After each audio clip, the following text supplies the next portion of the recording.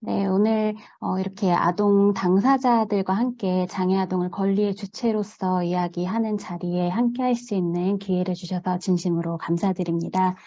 저는 장애아동 학대와 관련해서 다소 좀 무거운 주제일 수 있는데 보호체계와 지원에 대해서 발표를 하겠습니다. 먼저 장애아동에 대해 정의에 대해서 좀 간략하게 이야기하고 싶은데요. 현재 국내 법률상 장애아동에 대해서 정의를 내리고 있는 법률은 장애아동복지지원법이 유일합니다. 이 법률에서는 원칙적으로 18세 미만 중에서 등록한 장애인을 말한다라고 해서 등록한 장애아동을 복지지원의 대상으로 규율을 하고 있습니다. 하지만 이제 실제 장애를 가지고 있지만 등록하지 않은 장애 미등록 아동의 수가 적지 않을 것으로 추정되고요. 또 등록된 장애 아동만을 아동 보호 체계에서 분리해서 장애인 보호 체계 내에서만 또 지원을 하는 것은 바람직하지 않기 때문에 장애인 등록 여부와 무관하게 장애가 있는 아동은 장애 아동으로 보아서 지원을 하는 것이 바람직하다고 생각을 하고요. 이러한 정의를 전제로 해서 이하에서 논의를 하도록 하겠습니다. 아동학대는 아동복지법 등에서 규율하고 있는 것과 같이 신체적 학대, 정서적 학대, 성적 학대, 그리고 유기 또는 방임 등의 행위를 말하는데요. 이 중에 특히 이제 정서적 학대나 유기 또는 방임의 경우는 학대 행위 가해자가 그것이 학대 행위에 해당한다는 것을 스스로 인식하지 못하고 그 행위를 하는 경우가 또 많기 때문에 학대 행위가 장기화되거나 일상화되는 문제도 많이 발생을 하고 있습니다. 장애아동 학대 현황에 대해서 살펴보겠습니다. 먼저 통계를 살펴보면 보건복지부 내에서 아동학대랑 장애인 학대 대응 주무부서가 달라서 통합적인 통계가 제공되지 않고 있습니다. 그리고 아동학대 관련 정보를 취합하는 아동정보 시스템과 장애인 학대 정보 시스템이 연계되지 않아서 학대 피해 장애 아동 정보가 현재 통합적으로 수집되거나 관리되지 않고 있는데요. 그래서 학대 피해 장애 아동에 대한 통계 관리를 강화할 필요가 있습니다. 아동학대 관련 통계와 장애인 학대 관련 통계를 분석해 보면 비장애 아동에 비해서 장애 아동의 인구 대비 학대 발생 비율이 약 2.5배에서 4.4배 정도 높게 나타나고 있고요. 또 성인 장애인에 비해서 장애 아동의 장애인 학대 발생 비율이 5배에서 6배가량 높게 나타나고 있습니다. 장애 아동이 아동과 장애라는 중첩된 취약성으로 인해서 이 학대 피해에 발생할 가능성이 높다는 것을 확인할 수 있습니다. 이번에는 신고 사례를 중심으로 장애아동 학대 피해의 특징을 좀 살펴보고자 하는데요. 이제 장애아동의 경우는 경제적 취약성이 결합되는 경우가 또 많이 발생을 하고 있고요. 재신고율이 높게 나타나고 있습니다. 그리고 피해 아동의 평균 연령이 높고 학대 피해 신고 수가 적은데요.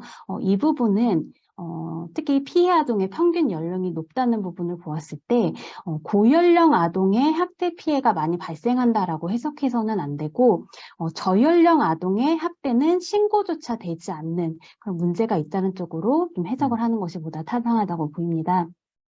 학대 피해의 신고 수가 적은 것도 비장애 아동에 비해서 드러나는 비율이 낮기 때문에 신고 수가 낮다고 분석을 할 수 있습니다. 장애아동 학대 관련해서 주요 판례를 좀 분석해 보고자 합니다. 자폐성 발달장애 2급인 9세 아동의 친모가 자녀를 살해한 후 자살을 기도한 굉장히 비극적인 사건이 있었는데요. 이 사건에서 울산지방법원 재판부는 이 신체적, 정신적 장애를 앓는 아이들을 굳건하게 지지해줄 사회적 안전망이 없다는 불신과 자각이 깔려 있다는 점에서 국가와 사회의 책임을 인정하면서도 의사 표현을 할 수 없고 방어 능력이 전무한 장애 아동에 대한 극단적인 범행이라는 측면에서 처벌이 불가피하다고 판시한 바 있습니다. 그리고 4세 발달장애 아동에게 깍두기를 강제로 먹이거나 양치를 거부하는데 강제로 칫솔을 입안에 넣는 등의 행위를 한 유치원 특수교사에 대해서는 형사 판결에서는 최종적으로 무죄 판결이 나왔는데요. 유치원 특수교사에 대한 민사상 손해배상 청구 소송에서 재판부는 강압적 수단이 교육적으로 매우 부적절하고 또 교육의 한계를 벗어난 불법 행위라고 봐서 손해배상 책임을 인정하였습니다. 다음으로 사립특수학교 사회복무요원에 의한 장애학생 학대 사건인데요. 이 사건은 제가 피해자 대리를 하기도 했던 사건입니다. 지적장애 학생들의 교육을 목적으로 하는 사립특수학교에서 교육활동 지원 업무에 복무하는 사회복무요원들이 캐비넷에 피해 학생을 가두거나 주먹으로 머리, 배 등을 때리는 등의 학대 행위를 한 사건이었습니다. 네, 이 사건에서 재판부는 중증 장애를 가진 학생들에 대해서 별다른 지식, 기술, 경험이 없었던 사회복무요원들이 장애 학생 지원 업무를 하는 것이 감당하기 매우 힘들었을 것이다라는 것을 양형 이유로 밝히면서도 수업 시간 중에 그러한 사회복무요원들로 하여금 피해 학생들을 학대 행위가 있었던 사회복무요원실로 데리고 가도록 해서 함께 있도록 한 교사에 대해서는 학대 방임의 고의를 인정하지 않은 부분은 조금 납득하기 어려운 부분이 있었습니다. 다음으로 장애 아동 학대 보호 체계 및 지원 제도에 대해서 좀 살펴보겠습니다. 장애 아동에 대해서 규율하고 있는 국내 법령들을 살펴보면 이제 몇 가지 법령 중에서 특히 학대 피해 장애 아동의 경우는 아동복지법, 아동학대처벌법, 장애인복지법 등에서 주로 규율을 하고 있습니다. 이 아동복지법이나 아동학대처벌법, 장애인복지법 등을 보면 장애 아동의 권리 그리고 학대 피해 장애 아동의 구제에 대해서 여러 내용을 규율을 하고 있습니다. 하지만 이런 법령의 근거에서 시행되고 있는 이 장애아동 학대 대응 체계를 살펴보면 사실 사각지대가 많이 발견이 됩니다. 학대 피해 장애 아동의 경우 아동복지법과 장애인복지법상의 보호 대상에 모두 포함이 되는데요. 그래서 아동 학대로 신고가 이루어지는 경우에는 지방자치단체에서, 그리고 장애인 학대로 신고가 이루어지는 경우에는 장애인 권익 옹호기관에서 각각 대응을 하고 있습니다. 근데 이것이 각각 분리돼서 지금 운영이 되다 보니까 지자체와 장애인 권익 옹호기관에서 정보 공유가 매우 미흡한 상황이고요. 2021년 8월에 아동학대 대응체계 보완 방안에서 이제 각 단계별로 협조체계 개선 방안을 발표했지만 2년이 지난 지금도 협조가 원활하게 이루어지고 있다고 보기는 어려운 상황입니다.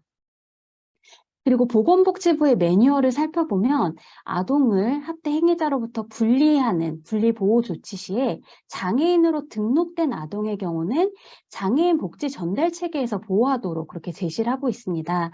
이 말은 아동 보호 체계에서는 이제 보호가 이루어지지 않는다는 의미인데요. 이것이 더 문제가 되는 이유는 아동복지법에서는 이 보호 대상 아동의 양육 상황을 점검하도록 하는 규정이 있는데요. 이 양육 상황 점검 대상에 장애인 복지시설에 입소 중인 장애아동은 포함되어 있지 않습니다. 그래서 장애인인 보호아동이 안전한 환경에서 적절하게 보호받으면서 성장하는지에 대한 점검이 이루어지기 어려운 상황입니다. 네, 다음으로 국제인권규범 및 조약기구 최종견해 등에 대해서는 앞선 발표자분들께서 충분히 논의를 해주셨기 때문에 생략하도록 하겠습니다. 네, 마지막으로 학대 피해 장애 아동 지원을 위해서 어떠한 방향으로 개선이 되어야 될지에 대해서 좀 말씀을 드려보도록 하겠습니다. 장애 아동이 아동보호 체계에서 배제되지 않도록 아동학대 대응 체계를 강화하는 것이 가장 중요하다고 보이고요.